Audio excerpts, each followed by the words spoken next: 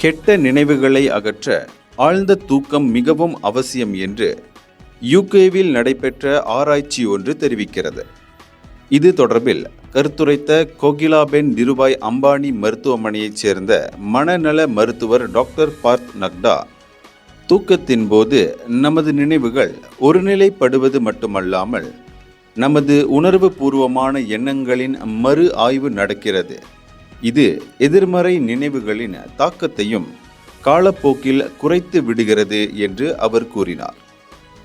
தூக்கத்தின் போது அனாவசியமான எண்ணங்களையும் எதிர்மறையான எண்ணங்களையும் குறைப்பதற்கு நியூரல் பாத்வே எனப்படும் மூளையினுள் ஏற்படும் தகவல் பரிமாற்ற பாதைகளை குறைக்கும் சினப்டிக் ப்ரூனிங் செயல் நடைபெறுவதாக டாக்டர் நக்டா தெரிவித்துள்ளதாக தி இந்தியன் எக்ஸ்பிரஸ் செய்தி நிறுவனம் செய்தி வெளியிட்டுள்ளது.